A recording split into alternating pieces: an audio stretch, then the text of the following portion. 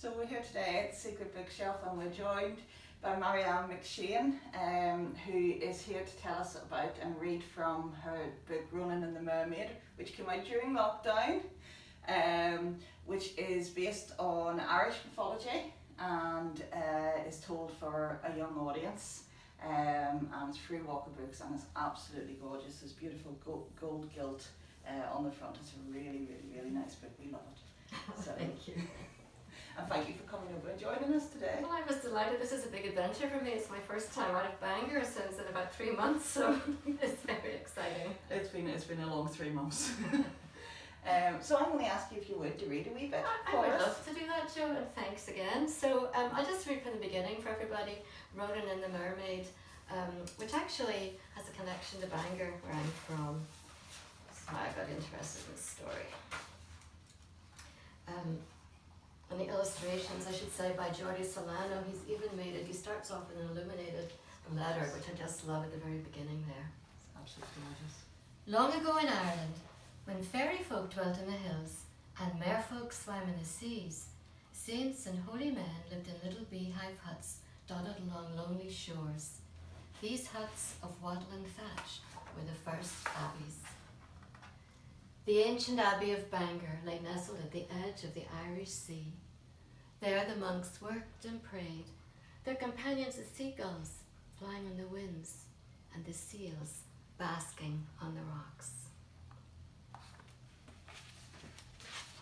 Now one day, after a wild storm, Brother Declan was searching for driftwood when he came upon a circle of seals keening softly on the sands.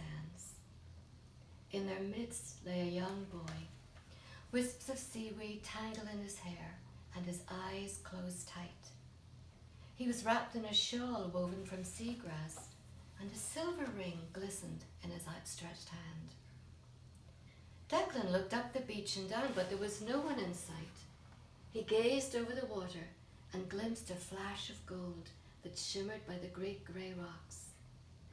The old monk rubbed his eyes and looked again, but saw only white foam and swirling waves. The lines in his forehead deepened as he remembered the old tales of mermaids and seal people. He gathered the boy in his arms, slipped the ring into the pocket of his cloak, and hurried back to the abbey.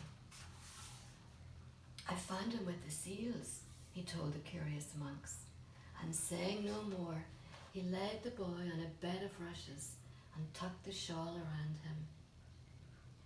Brother Finbar kindled the fire till it crackled and sparked, and hung a basin of milk over the flickering flames. Brother Kevin unlaced his pouch of healing herbs and sprinkled a handful onto the frothy white bubbles. The room warmed with the scent of sage and rosemary. Abbot Comgall himself dipped his fingers in a cup of holy water and blessed the child. Declan blew gently on the milk to cool it and held a spoonful to the boy's lips. With the first sip, the colour returned to his cheeks. With the second, he opened his eyes, and with the third, he eased himself up. He glanced wildly around and began pulling and tugging at his clothes. And then he sank back on the rushes and sighed in despair. Declan dug deep into his pocket and held out the ring. The boy's eyes widened. He reached for the ring and clasped it tight. He turned it over in his palm and he wondered at the tiny L engraved upon it. She gave it to me, he said. The lady with the golden hair. And he told them his name was Ronan, and that he'd been fishing with his father when the storm blew in. They turned back to shore and tried to outrace the wind, but the waves caught them and tossed them out of their boat to the cold, wet darkness. My father could hold me no longer. I was swept out of his arms. But then the lady came. I thought it was a big fish, but her hair was long and golden, and she sang to me till we reached the shore. Ronan's eyes closed and his voice grew softer. She pressed the ring into my hand and told me that one day I would help her. Oh, wow, isn't that So That's so gorgeous. Thank you so much. Oh, thank you, Jo. Thank you for having me today. Thank you.